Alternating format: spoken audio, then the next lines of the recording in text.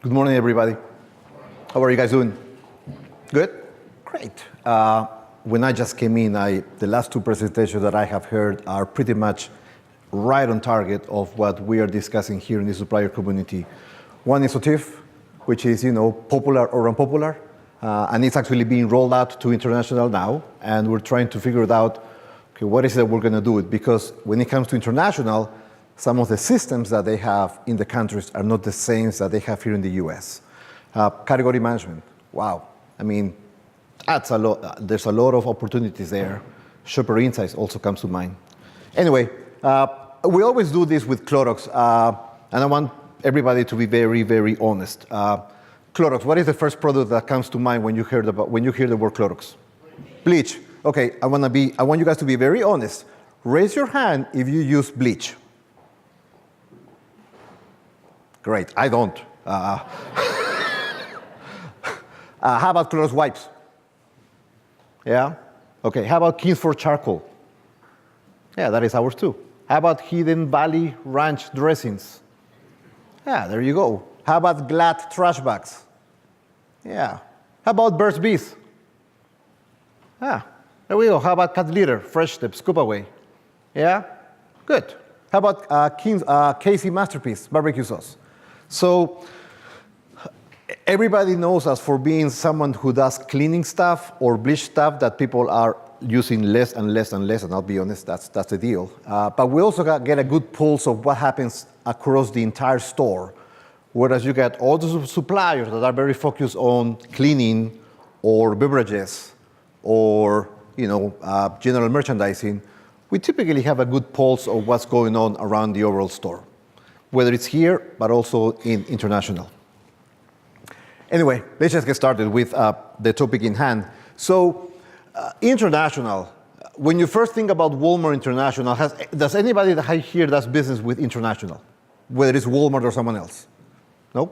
Okay, perfect, good. So Walmart International, when you look at Walmart International as a standalone business, it could be among the top 5 global retailers in the world. That's how big they are. Certainly much bigger than Sam's in the US. Walmart International accounts for about 25% of their overall business. Big. And up until a few years ago, they've been trying to manage their portfolio. And when I say portfolio, I'm not really talking about products. I'm more talking about countries, but also banners. You're going to go from clubs, hypermarkets, supercenters, all the way down to what we typically here in the US refer to moms and pop stores, or in some Latin American countries, they also call it bodegas. Convenience store, very small, right? They have about 11,000 stores. That accounts for the one in the US. When you look at Sam's and Walmart in the US, that's about 6,000 stores and clubs. So aside from that, we still have about more than 5,000 stores across the globe. They're pretty much in every single continent, primarily in Latin America and Asia, okay? So what is their strategy? And this is coming from, they had a meeting here about a month ago. Walmart typically holds an investors meeting. Our company goes to New York. Given the size of Walmart, they actually bring the investors here and they hold like a 2 or 3 day meeting. This strategy hasn't changed for the past 3 or 4 years. They want to actively manage the portfolio. And again, when I say portfolio, I'm talking about countries and banners. And when I say actively, they're always looking for opportunities to either acquire new stores or new banners in different countries, but also divest stores. Their last big acquisition, other than in the US, was and when I say big, I mean, big banner. They acquired a business in Chile less than 5 years ago. They were in Germany. They got out of Germany, I'm going to say, more than 10 years ago. They were in South Korea, and they got out of South Korea also about 8, 9 years ago. So they are always looking at their portfolio, and they're always looking at ways to continue to better manage their portfolio. They used to have apparel stores in Mexico. They got out of it. They used to own shopping malls in Chile. They got out of it. So they're trying to very narrowly focus on what their core of the business is, right? Traditional hypermarkets, supermarkets, or clubs. They're also trying to differentiate, look at ways to grow depending on the different country, depending on the proposition that they want to present to the different customers in the different countries. And we're going to see that in a minute. They want to be the lowest cost operator. That isn't anything different than what they're doing here in the US. Okay? They want to try to get the gunk out, try to simplify and streamline the supply chain from the supplier warehouse all the way to the store. And then they also want to build strong foundations. Some of the buzzwords that you have been hearing, or that if you were in the supplier community, whether it's the US or internationally, you would hear about are price leadership, e-commerce or omni-channel, primarily in China, fresh, cost analytics, and then I meant to say private label instead of price leadership there, but also retail-ready packaging. What are retail-ready packaging? People also call it PDQs. There are trays that you put on the shelf and that then you take away, right? So it's those trays that you sometimes see at the clubs, but also in the stores.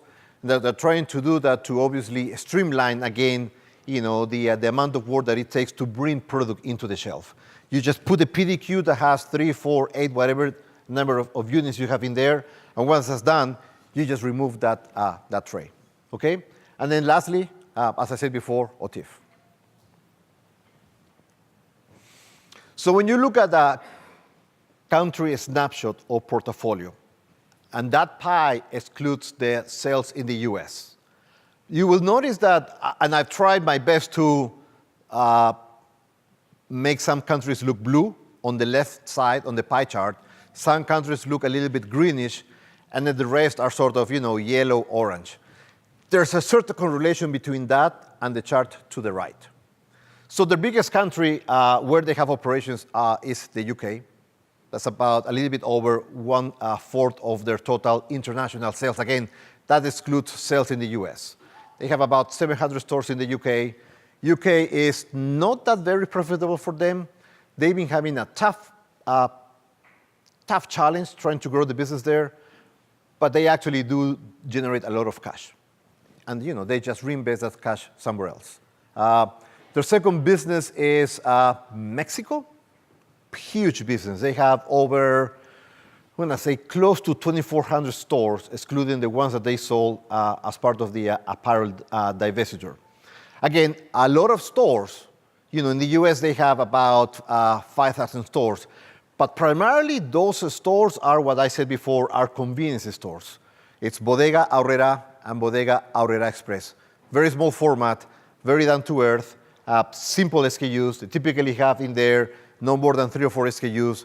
They have what they typically call an OPP, an opening price point SKU, so a cheap product in there. They have a private label, and then they may have 1 or 2 more, branded SKUs. Mexico, and then the next one is Canada. Canada, they've been growing between 2 and 4%, steady business. Over the past 2 years or so, I would say that they grow a bit more than what they had been growing before. That was primarily because Target exited Canada. Target was in Canada for over a year. They didn't do well. They exited the business, so obviously they are there. Now, compared to the US, here in the US, depending on what data you look at, Nielsen or IRI or others, Walmart holds between 25-28% of the market share. In Canada, it's about 15%. There's a big retailer there by the name of Loblaw, which is actually, primarily a big competitor over there. China is about 9% of their international sales. China has been challenging for them. Huge country, right? Huge country. They've been trying to grow. When you look at China, they have now been focusing primarily on what they call the south and east part of the country. So if you look at the biggest cities there, you have Beijing up to the north, then you got Shanghai, and then you got Guangzhou. So those are actually the 3 biggest cities in terms of populations in China. And that's what they are trying to focus on now. They realize that it's too big of a country. And for most suppliers, Walmart is not necessarily a big part of their sales over there, but obviously it's one that is very important. They have Walmart, and they also have Sam's Clubs over there. And then the other countries are a bit smaller. Central America, which is primarily Costa Rica. That is where the biggest chunk of their business is. Then you have businesses in Nicaragua, Honduras, Guatemala, and El Salvador. Those 5 are what they call Central America. And actually, Walmart Central America is part of Walmart Mexico. That's how they define their legal entities. And then some of the other smaller countries, you have Argentina, you have Chile, you have Japan, Brazil, and then finally India. So what are those colors? They recently stated that they are dividing the portfolio in these 3 big buckets. The countries that are sort of blue, and if you look at the map, that would include the US, that is what they call their strong North American core. So they have made a statement that Mexico, Central America, and Canada, what they're going to do is they're going to try to leverage as much as they can from the US and vice versa. Case in point, they are rolling OITF in those 3 countries first. Then the second group of countries are the ones in green, China and India. They want to continue to grow their big time. Now, India is an interesting case. It's only 1% of their sales, but obviously, they have a lot of room to grow. They only have 20 stores in India.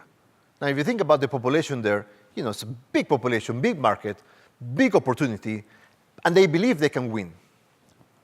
On the other side, if you look at the countries in orange and sort of yellow, there's also a very big country in there, Brazil. I still believe is one of the top 10 or 15 economies in the world. But they have now realized that competition is really tough there, big country, logistics makes it really challenging over there. They have about, I'm going to say, 500 stores, if I'm not mistaken, or 600. But they're not just looking at that as something where they want to continue to maximize their profitability. Same the case with the other countries, including the UK. I mentioned to you before that the UK is their biggest operation in international, but it's a tough business to handle. Some of their biggest competitors in Europe are really tough competitors. Aldi, Lidl, who is just getting into the US, Carrefour, Casino, those are really fierce competitors.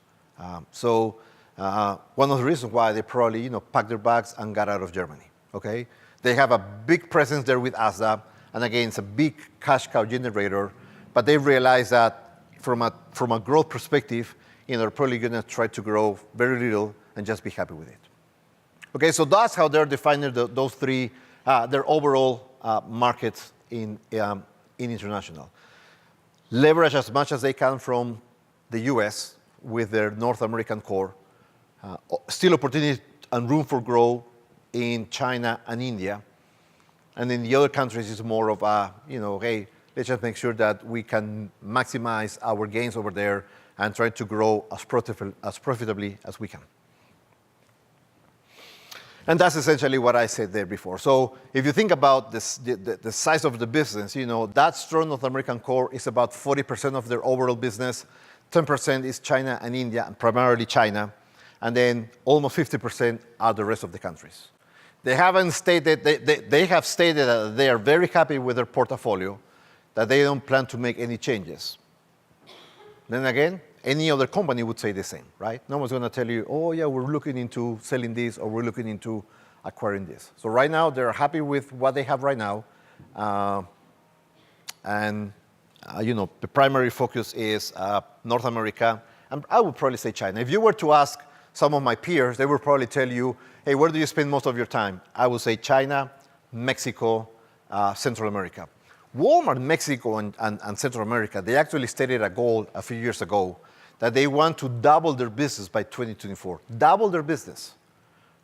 Whether that includes acquisitions, we don't know, but they've been growing 10, 15% over the past few years. So if you do the algorithm or if you do the math, they are not so far away from achieving that target. So we talk about the portfolio. Now let's talk about the other 2. I'm not really going to cover their last strategy, which is strong foundations. That is mostly about people and training and development and all that. When it comes to growing through a different customer proposition, again, some of the buzzwords that you hear are price leadership. They want to have the the lowest price in the market. When you are in the US, everybody's going to tell you that they are 100% or a 90% EDLP, EDLC business. And EDLP, everybody I think knows what that means. EDLC is everyday low cost. So it's just the same thing. Suppliers talk about EDLC. Walmart talks about EDLP because it's our cost to them. It's their price to the consumers. Okay? So they want to be leaders, and they have metrics to, scorecard you on that. Mostly in the US than in some international markets, but they still will tell you, hey, Costco in Mexico has a lower price than I have on average over the past 26 weeks. And they're going to pound you on that, just like here in the US.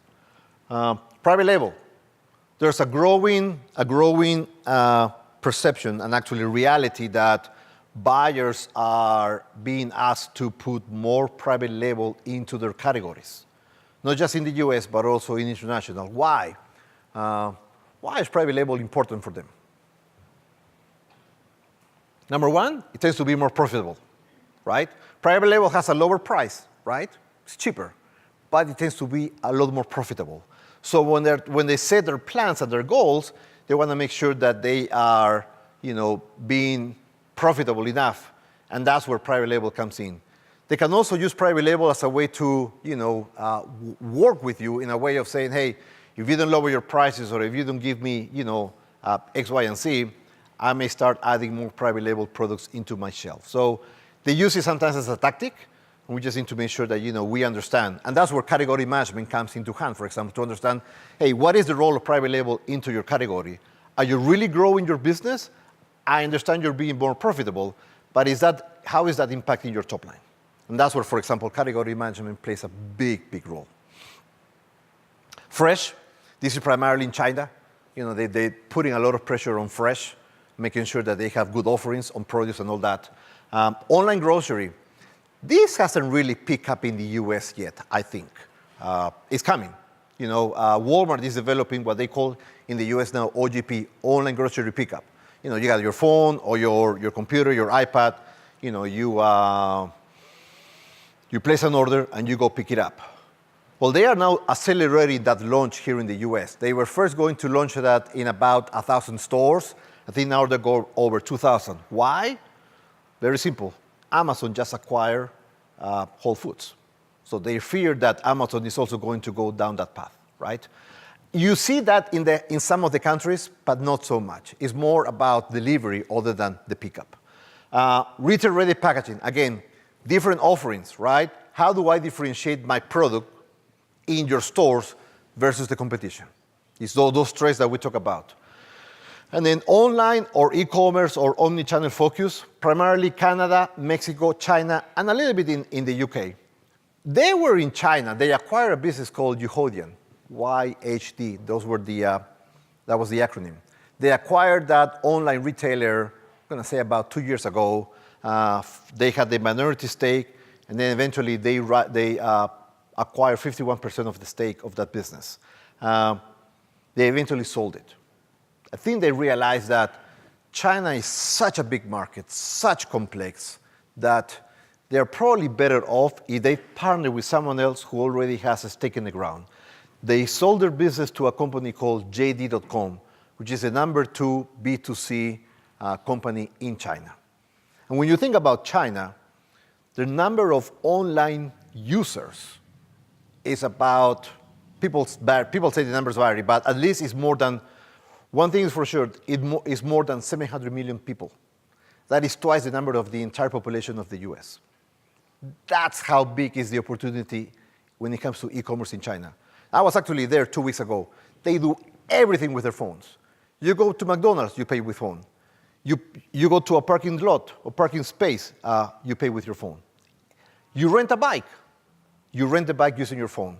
Sometimes they don't even accept credit cards. They just accept what they call Alibaba, which is like Apple Pay. It's huge. I mean, the way, and also because, sometimes their phones are there also, much, much cheaper as well, right? I mean, here you got to pay $1,000 for the new iPhone. You get good phones there for like $50. So China there's a lot of focus in there, still very small, but with a lot of room to grow. Again, understanding that, their online users is more than the entire population of the US. And then when it comes to being the lowest cost operator, talking about cost analytics, it's just a way for them to say, hey, how can we get the business more profitable? How can we get a better margin and also have better presence of your products in there? Payment terms, they're also trying to find ways of matching inventory days with payment terms. In other words, if you're selling something and you want a retailer to pay you in 30 days, but that item doesn't move in 60 days, then the equation there is not right? Because essentially they are funding or they're subsidizing because they have to carry that item for an additional 30 days before they actually get paid or before that item gets sold. So whether it's, look for ways to try to better tie your payment terms with your actual inventory terms. OITF, I think, you already heard about OITF. It's also being launched in international, first in Canada, Mexico, and Central America. And then sourcing and cross-border opportunities. So this is what it used to be called GBI, Global Branded Imports. Global branded imports are opportunities where they see something that is really good in one country that could make it into another country, okay? There was a famous case a while ago where Heinz ketchup make it big in Brazil. So there's ways for, if you're a supplier here in the US and you think that your product can make it into one of those countries, first of all, make sure that you do your homework. Make sure that, you can actually sell that no one else owns that brand or that trademark, that actually the product can be sold there. Depending on the countries, there are going to be different regulatory and compliance issues, whether it's disinfectants or chemicals that you have in your product or whatever it is. But it is a big opportunity. And there's also opportunities from products that are very popular elsewhere that they bring into the US. I was at the Walmart store the other day, and I saw these crackers called Tim Tam, which are actually like cookies, with chocolate. They're actually originally from Australia, and they are apparently so big in Australia, where actually Walmart doesn't have operations, that they're actually bringing it here into the US. So there's ways for them to continue to look for these GBI or global branded imports. A way for you also to showcase some of your brands, outside of the US. And then obviously, looks for other ways to lower costs is, how can we streamline the operation via your selling general and admin reduction? Okay, how do you win with Walmart International? This is, at the end of the day, a relationship business, okay? Make sure that you are connecting with people here. They have quite a few people here in Bentonville. Make sure that your people in the countries are connecting with the people in the countries, okay? With the Walmart suppliers, with the Walmart people in the countries. Make sure that your local teams are connecting with the Walmart folks over there. Fewer, better, bigger, and better initiatives. Okay, you may have an idea for 10, 20 different products. Just focus on those that you really think can make it. Stay relevant, category management, shopper insights, e-commerce, innovation. Shopper insights is becoming more and more prevalent, not just here in the US, but also in international. Shopper insights is as simple as, you got a lady who is staring there in the trash aisle, trying to understand, what am I going to buy? And when you go to a trash aisle, and I know it because that's one of the products that we sell, there's a lot of offerings. Does it smell? Does it have a scent? Does it have a quick tie or a hand tie? How big it is? Is it for indoor, for outdoor? There's a lot of momentum into shopper insights to understand what is the path to purchase. When does the consumer first make the decision to buy something? Nowadays, that is happening more at home with your phone or with your computer. A lot of people are going into Amazon to do a lot of research before they go to the store, or they actually end up buying it online. Okay, so stay relevant. E-commerce. Show them that you know. Show them that you know and that you can help them. Innovation, just if you launch something big, and that's what's happening with Apple, right? Apple, now we're expecting that every year they have to come up with something new, right? And when that new iPhone is not that big, we're like, So remember that if you launch something big, you're going to be expecting something bigger next year.